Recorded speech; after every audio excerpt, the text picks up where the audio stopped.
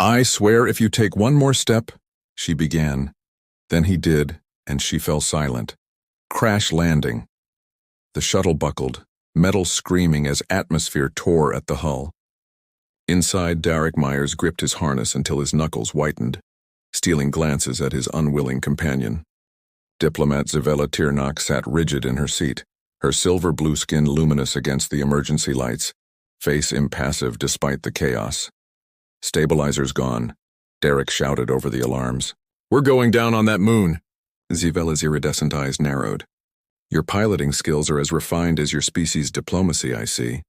The barb stung, but Derek had no time to retort as he wrestled with failing controls.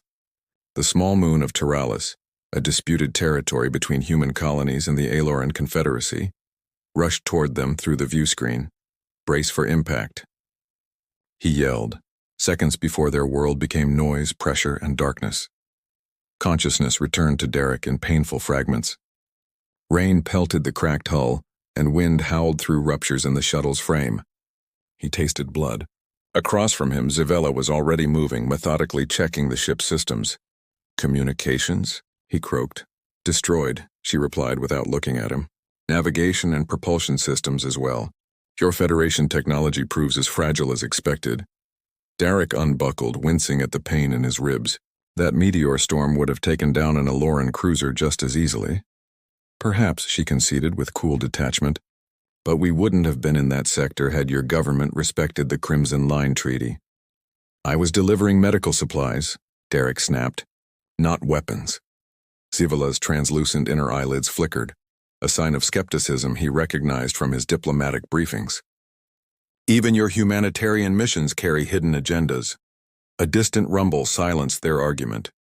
Through the shattered view screen, massive storm clouds gathered on the horizon, violet lightning dancing between them. Taralis is famous for its electrical storms, Derek said, pulling emergency supplies from a compartment. This shuttle won't protect us. Zavella stood, her tall, slender frame flowing with the natural grace of her species. Then we have work to do. They salvaged what they could from the wreck, emergency shelter, rations, medical supplies, and retreated to a rocky outcropping half a kilometer away. As the storm approached, they worked in tense silence, securing the modular shelter against the cliffside. The anchors won't hold in this soil, Zavella observed as Derek hammered a support into the ground. I've set up shelters on 12 different planets, he countered. I know what I'm doing. Clearly not, or we wouldn't be stranded here. The first heavy raindrops began to fall as they completed the shelter. Inside the small space forced them uncomfortably close. Zavella retreated to one corner, her back straight, shoulders tense. We need to establish boundaries, she said as thunder shook their shelter. This situation doesn't change the fact that our people are at the brink of war. I'm aware, Derek replied, organizing their supplies. But out here, politics won't keep us alive. Your kind always simplifies everything, she said, her melodic voice sharpening. This isn't about politics, it's about centuries of human expansion at others' expense. Derek's patience snapped. And your confederacy has never conquered anyone? Never displaced populations or stripped resources from worlds? Lightning flashed, illuminating Zavella's face, her expression a complex mixture of disdain and something less certain. We should rest, she said finally. Tomorrow we can assess our situation more thoroughly. As the storm intensified, Derek watched Zavella from across the shelter. The diplomat who had been assigned to his shuttle by chance, an Aloran official returning home who needed transport, was now his only companion in survival. Despite the hostility between them, he noticed how she flinched at each thunderclap, though she tried to hide it. 2 enemies, 1 shelter, and a moon that seemed determined to kill them both. Derek closed his eyes, wondering how long they could survive. Not just the storms, but each other. Survival together. Dawn broke with deceptive serenity across Taralis, pale light filtering through their shelter's translucent roof. Derek awoke to find Zavella already cataloging their supplies, her slender fingers moving with methodical precision. We have provisions for approximately 14 standard cycles, she announced without preamble. The water purifier is functional but requires minerals found in the soil. Derek stretched his sore muscles. Good morning to you too. Her iridescent eyes flickered. Social niceties seem irrelevant to our circumstances. Maybe, he said, rising to his feet, but they keep us human. I am not human, Zivela replied coolly. And from what I've observed, that's hardly a disadvantage. Rather than argue, Derek focused on their immediate needs. The storm had subsided, leaving a landscape transformed by overnight flooding. They ventured out together, an unspoken agreement to stay within sight of one another. The crashed shuttle lay half submerged in mud. As they salvaged additional supplies, Derek noticed Zivela's movements, efficient yet graceful like water flowing over stone. Despite his distrust, he found himself admiring her resilience. The emergency beacon might be repairable, Zivela said, examining a damaged panel. Derek reached past her for a toolkit. I thought Elorons considered human technology inferior. It is, she said, the faintest curve touching her lips. But inadequate resources demand compromise. They worked side by side as clouds gathered again on the horizon. When Derek's hand slipped on a jagged edge, tearing open his palm, Zivela's reaction surprised him. She immediately pressed a clean cloth to the wound. Your physiology is terribly vulnerable, she murmured, but her touch was careful. Back at the shelter, she applied a healing compound from her diplomatic medkit. The silvery gel tingled on his skin. This will accelerate cellular regeneration, Zivela explained, even for human tissue. Thank you, Derek said, watching her face. Why help me? She met his gaze directly. Your survival improves mine, nothing more. That night the storms returned with greater fury. Wind battered their shelter and lightning turned darkness to blinding day. Each thunderclap made Zivela's shoulders tense. The electrical storms on Taralis are magnificent, Derek said, attempting conversation to distract them both. On Aelora, such storms would be considered omens, Zivela replied unexpectedly. When I was young, my household was struck during the season of 3 moons. The memory remains. The admission, this small, personal fragment, shifted something between them. My father was a storm chaser on Earth, Derek offered in return. He taught me to respect their power but never to fear them. Zivela looked at him with new curiosity. Your father sounds like an unusual human. A particularly violent thunderclap shook their shelter, dislodging supplies from shelves. Zivela flinched visibly, then composed herself, embarrassment evident in the flush of color along her neck. The electromagnetic fields interfere with Eloran neural pathways, she said stiffly. It's a physiological response. Derek pretended to accept the explanation. The shelter will hold, I promise. When her gaze met his, vulnerability had replaced coldness. For the first time, Derek saw past the diplomat to the person underneath, someone far from home, stranded with an enemy facing her fears. If we don't survive, Zivela said quietly, no one will know what happened here. We'll survive, Derek replied with conviction. Both of us. As the storm raged through the night, the space between them seemed less like a divide and more like a bridge waiting to be crossed. Breaking barriers. A week passed on Taralis, marked by alternate periods of frantic work and sheltering from storms. Their routine developed its own rhythm, gathering resources during calm weather, repairing the beacon during storms, sharing the confined space with increasingly fewer sharp words. Derek noticed the changes in small ways. Zivela preparing his portion of their rations with herbs she'd found that mimicked earth spices, himself fashioning a tool that better fit her longer fingers, the gradual reduction in the physical space they maintained between them. Your species adapts quickly, Zivela observed one evening as they sorted edible plants she had identified. I had not expected such flexibility in your thinking. And yours has unexpected depth of feeling, Derek replied, watching her delicate hands weaving storage baskets from local fibers. Despite what our diplomats claim about Eloran emotional detachment, her luminous eyes met his. Perhaps we've both been taught convenient simplifications about each other. The conversation might have deepened, but a distant rumble interrupted them, not thunder, but something worse. The ground trembled beneath them. Seismic activity, Zivela said, alarm coloring her voice. Taralis is geologically unstable. They scrambled outside just as the tremor intensified. A fissure opened in the earth, zigzagging toward their shelter. Derek grabbed essential supplies while Zivela collected their communication equipment. As they fled, the ground split beneath Derek's feet, and he found himself sliding toward the widening chasm. Zivella's reaction was instant. She threw herself forward, catching his arm, her greater strength the only thing preventing his fall. For terrifying seconds they struggled at the edge. Then with a tremendous effort she pulled him to safety. They collapsed together on solid ground, breathing heavily, her arms still wrapped around him. "You saved my life," Derek gasped. Zivella withdrew her arm slowly. "As I said, your survival improves mine." But her voice lacked conviction, and her eyes held something new, concern that went beyond pragmatic alliance. They relocated to higher ground, establishing a new camp as night fell. The close call had altered something fundamental between them. Conversation flowed more freely as they shared stories of their homeworlds. Derek describing Earth's oceans, Zivella explaining the crystal forests of Elora. In another reality, Derek mused, we might have met as tourists exchanging travel recommendations, instead of diplomats exchanging veiled threats. Zivella's tone was lighter than he'd ever heard it. An interesting alternative. The night grew cold. Without the insulation of their previous shelter, they moved closer to the heating unit, and consequently, closer to each other. When Zivella shivered, Derek instinctively offered his thermal blanket. Her fingers brushed his as she accepted it, lingering for a heartbeat longer than necessary. "Your body temperature is remarkably consistent," she noted. "Even in these conditions. Yours fluctuates with your environment," he replied. "Your skin almost seems to glow when you're warm." An awkward silence followed, both surprised by the personal observation. Later, as Derek checked the perimeter of their camp, he found Zivella standing alone, staring at the stars.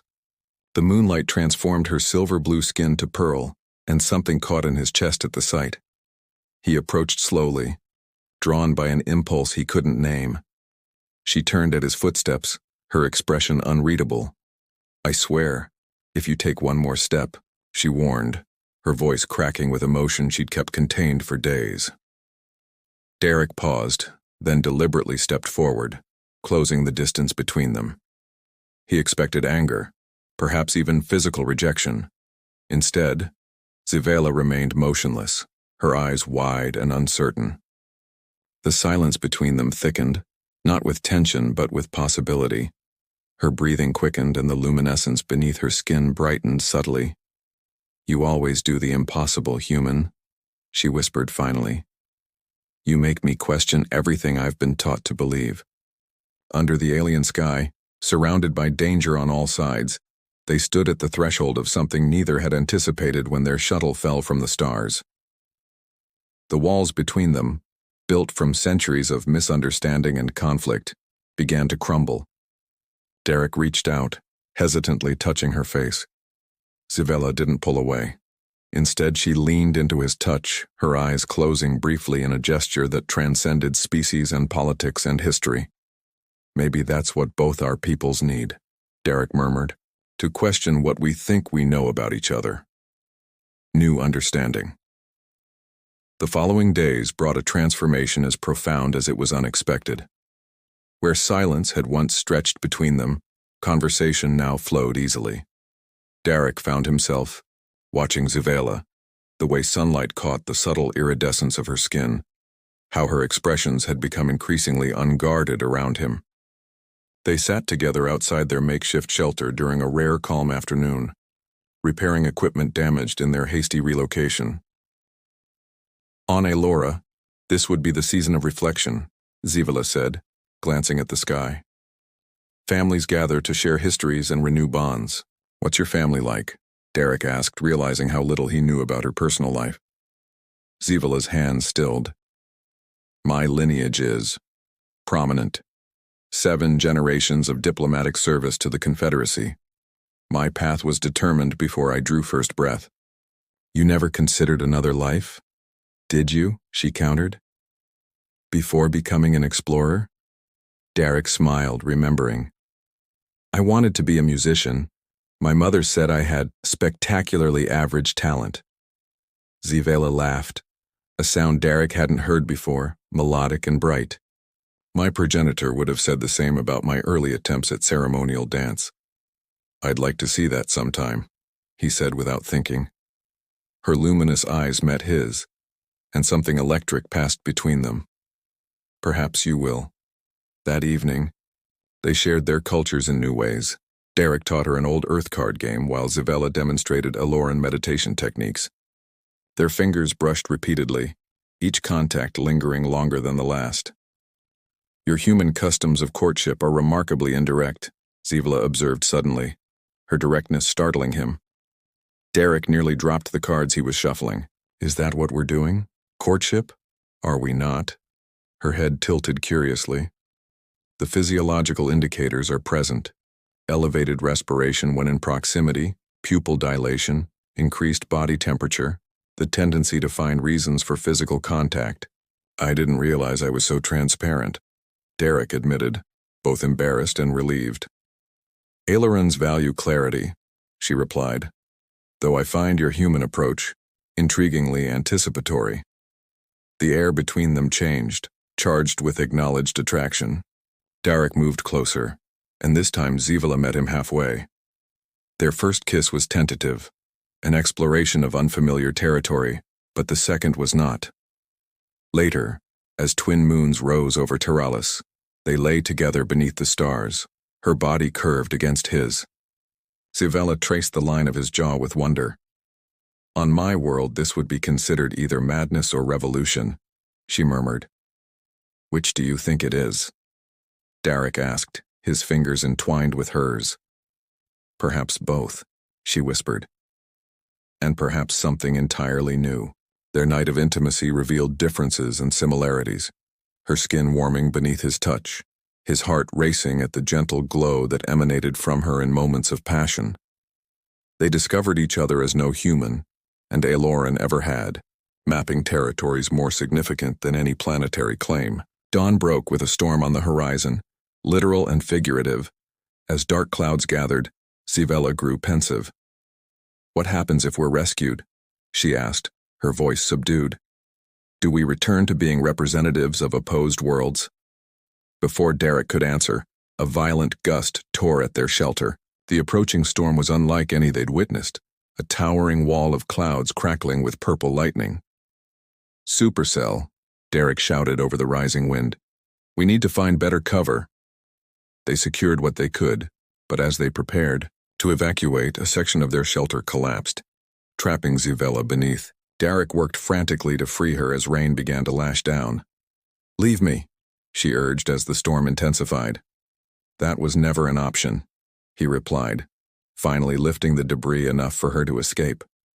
Together they stumbled toward a rock formation, the fury of Taralis seeming to mirror the forces that had long kept their peoples apart. Yet as they huddled together in the shallow cave, shielding each other from the elements, they formed their own alliance, an embassy of two. If this is our last night, Zivella said as lightning illuminated her face, I'm grateful it's with you. Derek held her closer. This isn't the end of our story, I promise. Rescue and decisions.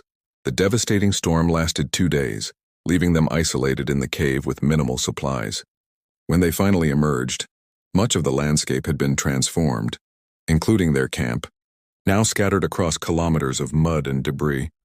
The emergency beacon, Zivella said, surveying the destruction. It's gone.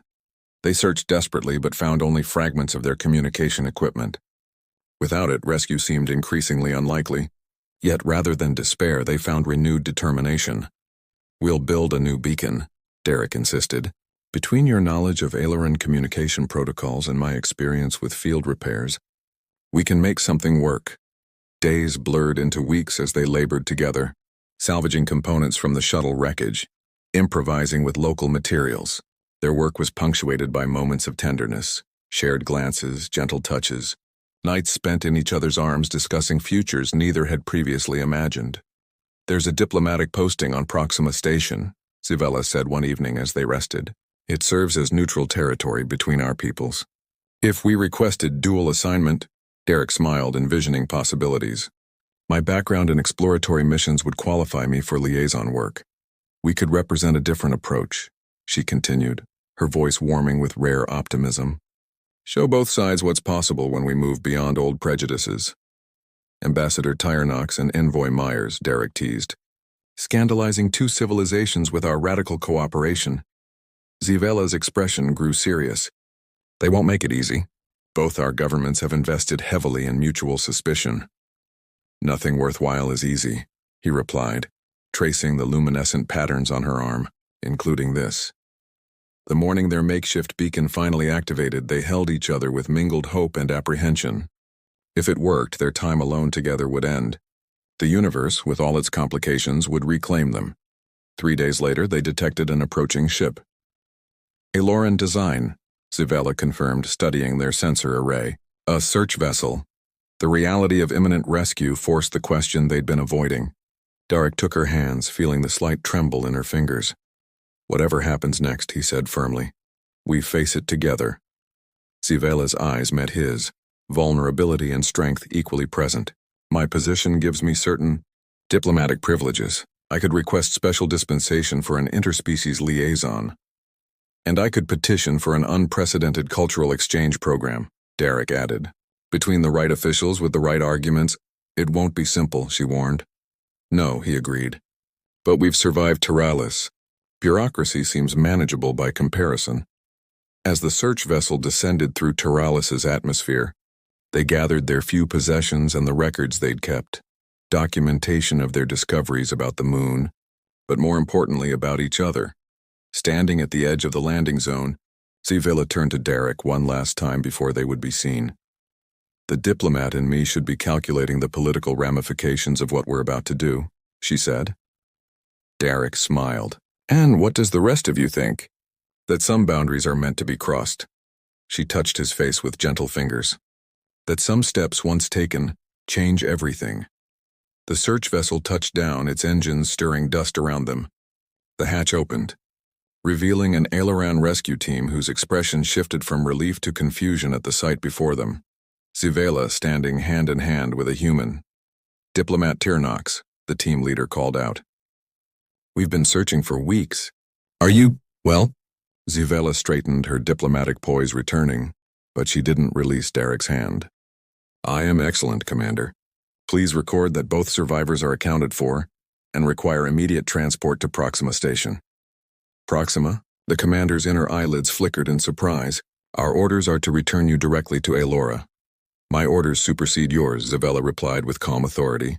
This human saved my life multiple times. In accordance with the 7th protocol, I have granted him diplomatic protection status. Darek squeezed her hand, amazed at her quick thinking.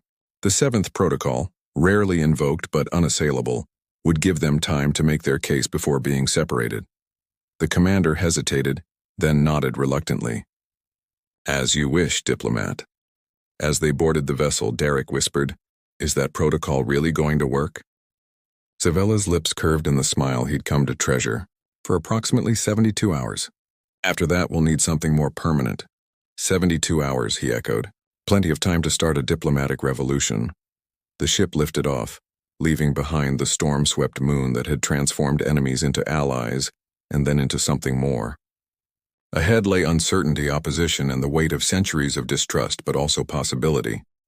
6 months later, a small diplomatic outpost was established on Teralis, staffed by a mixed team of humans and Aelerans. At its head stood 2 co-ambassadors whose unique partnership had begun during a crash landing and continued as a beacon for both civilizations. Their quarters, built near the site of their original shelter, featured a large window facing the turbulent plains where storms still gathered. On nights when thunder shook the walls, they would stand together, watching lightning illuminate the landscape that had both threatened their lives and transformed them. Still afraid of storms? Darek would ask, and Zivela would answer by taking his hand, her skin glowing softly in the darkness. Some boundaries are meant to be crossed.